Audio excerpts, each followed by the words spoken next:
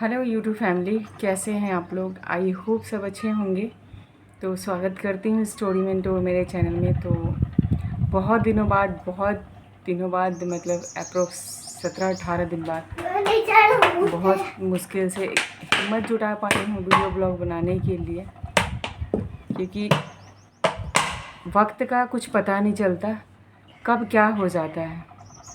जैसा कि आप लोग मेरे वीडियो ब्लॉग में देख रहे होंगे, बहुत अच्छे से शादी पार्टी एनिवर्सरी जो भी चीज़ें हैं मैं वीडियो ब्लॉग अपने ससुराल से शेयर कर रही थी। और उस टाइम मैं गांव में ही थी। सडनली 23 मई को शाम के टाइम में, आई थिंक 22 को भी मैंने आप लोग के साथ में वीडियो शेयर किया हुआ है। 23 मई को भी मैंने आप लोग के साथ में वीडियो ब्लॉग जो भी ससुराल से है वो मैंने शेयर किया हुआ है। एंड 23 मई से लेकर अभी तक आई थिंक आज कितनी तारीख हो गया, आज 9 या 10 हो गया, 18-19 दिन बाद मैं एक वीडियो फिर से बना रही हूँ आप लोगों के साथ में। अनफॉर्चुनेटली क्या हुआ है कि क्यों नहीं बना पा रही हूँ, क्योंकि कंटिन्यू वीडियो बना रही थी और मेरा मोटिव था कि अब मैं वीडियो को बीच में स्टॉप नहीं करूँगी, क्योंकि जो भी चीज़ें हैं ना वीडियो की रीच वगैरह ये सारी चीज़ें मतलब डाउन हो जाती है। बट कहते हैं ना कि जो इंसान सोचता है वो वक्त कभी भी पूरा नहीं करने देता है। तो कुछ ऐसा ही मेरे साथ में भी हुआ। ऐसे फीस चीज़ों को देख के आप लोगों को पता चल गया होगा कि कुछ तो ऐसा हुआ है, और कुछ तो नहीं बहुत बड़ा चीज़ ऐसा हुआ है ना कि हमने कभी ऐसे लाइफ में नहीं सोचा था कि ये दिन भी हमें शायद देखने पड़ेंगे। बट ऊपर वाले के आगे किसी की तो नहीं चलती है। हुआ क्या कि 23 को मेरे पापा, जैसे हम लोग दिल्ली में रहते हैं, मम्मी लोग मतलब मेरे मायके वाले जो हैं वो नोएडा में रहते हैं। तो नोएडा का भी बहुत सारे आपने वीडियो ब्लॉग देखा होगा। मेरे बेटे का बर्थडे वगैरह मैंने यहीं पे मनाया था, मतलब पूजा वगैरह कराया था। केक वगैरह हमारे यहाँ भी नहीं कटता, इसलिए मैंने भी नहीं कट किया था। तो सडनली उस दिन क्या हुआ, पापा ड्यूटी से आते हैं और एकदम से उनकी तबीयत बिगड़ जाती है। दुकान है छोटा सा, वहीं पे बैठे रहते हैं, एकदम से उनकी तबीयत बिगड़ जाती है। तबीयत बिगड़ती है, घर वालों को ऐसा लगता है कि शायद गर्मी की वजह से शायद उनको चक्कर आ गए हैं। फटाफट उसी time within half an hour के अंदर उनको गाड़ी में बैठाया जाता है और हॉस्पिटल, जो कि घर के पास में, मार्केट के पास में जो हॉस्पिटल है वहीं पे ले गए। इतना छोटा भी हॉस्पिटल है, बहुत बड़ा हॉस्पिटल है, लेके गए हैं वहाँ पे। वहाँ इमरजेंसी में उनका कुछ देर ट्रीटमेंट चला, 3-4 घंटे ट्रीटमेंट चला, बट पापा को होश नहीं आया। हाँ बेटा, अब रुक जाओ। तो होश नहीं आया। उसके बाद से फिर नोएडा का ही जो कैलाश हॉस्पिटल है उसमें उनको रेफ़र कराया गया यहाँ से, मतलब इन्होंने रेफ़र कर दिया कि जो सिचुएशन है वो यहाँ पे हैंडल नहीं हो पा रही थी, वहाँ पे रेफ़र किया। वहाँ पे टिल 10 से 12 दिन रहे, लेकिन अभी तक होश नहीं आया है पापा को।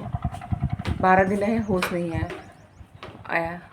फिर जानते ही हैं प्राइवेट हॉस्पिटल के जो बिल हैं कितने महंगे होती हैं, और वो भी कैलाश हॉस्पिटल जो मतलब दिल्ली एनसीआर का, नोएडा का सबसे बेस्ट हॉस्पिटल है, बहुत बड़ा हॉस्पिटल है, प्राइवेट हॉस्पिटल। तो जितना एफर्ट कर सकते थे हमने वहाँ पे एफर्ट करके लगाया वहाँ पे, बट पापा को दिल अभी भी होश नहीं आया है और पापा अभी भी आईसीयू में हैं। कब ठीक होंगे, कब कितना टाइम लगेगा, ये कुछ कहा नहीं जा सकता है। तो कुछ यही न्यूज़ है जो कि हिम्मत नहीं हो रही है वीडियो बनाने के लिए।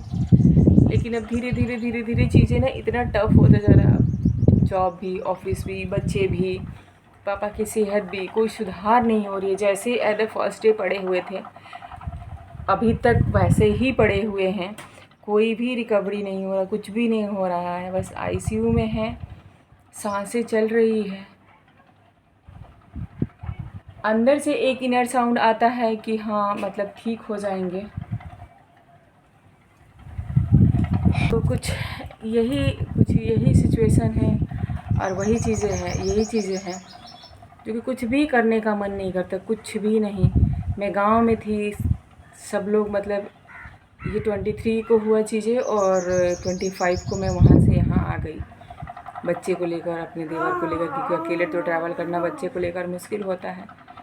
और ये भी नहीं पता था कितना टाइम लगेगा, कब तक ठीक होंगे पापा। अभी तक उसी कंडीशन में पापा पड़े हुए हैं।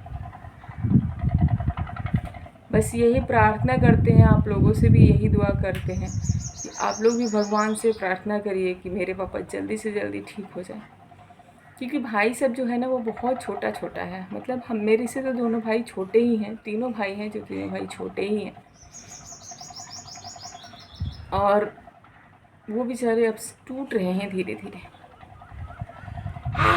सारी फैमिली फाइट कर रही है इस सिचुएशन में कि पापा ठीक हो जाएं। इधर ऑफिस भी है, बच्चे हैं, फैमिली है, हॉस्पिटल है। आप समझ सकते हैं कि एक बंदा अगर कोई बीमार होता है तो उस घर में 4 लोग बीमार हो जाते हैं, क्योंकि एक लोग वो पेशेंट के साथ में रहने वाला, एक लोग बाहर से देखने वाला। घर में जो बंदे हैं वो अलग ही टेंशन में बैठे हैं। तो ये सारी कुछ सिचुएशन चल रही है अभी घर की। और मन बिल्कुल भी नहीं कर रहा था वीडियो बनाने के लिए, लेकिन पूरे दिन बस ऐसे ही निकल जाता है, क्योंकि छोटे बच्चे हम लोग ज़्यादा देर तक हॉस्पिटल रह नहीं सकते, कोविड के केसेस ऐसे बढ़ रहे हैं। तो भाई ही और मम्मी का सिचुएशन देख के ना, मम्मी तो बिल्कुल भी नहीं रह पाती हॉस्पिटल में। लेकिन भगवान कहते हैं ना कि जो इंसान जिस चीज़ से जितना दूर रहता है उतना ही उसको भगवान उस चीज़ों के पास भेजते हैं। माँ हॉस्पिटल में बिल्कुल भी रहना नहीं चाहती है और उनसे हॉस्पिटल की चीज़ें हैंडल नहीं होती है, डॉक्टर से वो से बात नहीं कर पाती हैं, मतलब चीज़ें नहीं समझ में आती और हॉस्पिटल में रहना पड़ रहा है। क्योंकि मेरी भी बच्चा छोटा है और ये देख सकते हैं कि इतना वो है कि 1 मिनट भी शांति से नहीं रहता है। तो हॉस्पिटल में इतना अगर हल्ला मचाते हैं बच्चे, सब तीनों चारों भाई बहनों के छोटे छोटे बच्चे हैं, इस कंडीशन में माँ को ही दिन में रहना पड़ रहा है।